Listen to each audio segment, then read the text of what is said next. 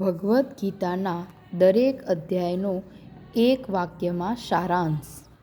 અધ્યાય 1. ખોટી સમજ એ બધા દુઃખોનું મૂળ છે. અધ્યાય નંબર 2. મુશ્કેલીઓનું નિવારણ માત્ર સાચા જ્ઞાનથી જ થાય છે. અધ્યાય નંબર 3. નિસ્વાર્થતા એ જ માત્ર વિકાસ અને સમૃદ્ધિનો માર્ગ છે. અધ્યાય નંબર 4. દરેક કર્મ એ પોતાનામાં જ એક પ્રાર્થના છે. અધ્યાય નંબર 5. વ્યક્તિત્વના અહંકારનો ત્યાગ અને અનંતના આનંદમાં રહો. અધ્યાય નંબર 6. દરરોજ ઉચ્ચ ચેતના સાથે મનથી જોડાઓ. અધ્યાય નંબર 7.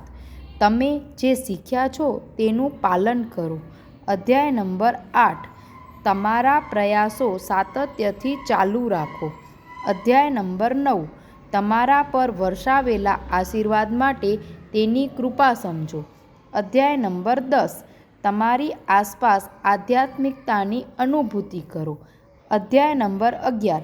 સત્ય જાણવા પૂરતી પૂર્ણ શરણાગતિ સ્વીકારો. અધ્યાય નંબર 12. તમારું મન ભગવાનની સાથે જોડાયેલું રાખો. અધ્યાય નંબર 13. માયાથી પોતાને અળગા કરી આધ્યાત્મિકતા સાથે જોડો. અધ્યાય નંબર 14.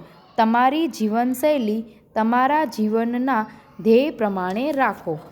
અધ્યાય નંબર 15. આધ્યાત્મિકતાને પ્રાથમિકતા આપો. અધ્યાય નંબર 16. સારા થવું એ પોતે જ પોતાનામાં એક પુરસ્કાર છે. અધ્યાય નંબર 17.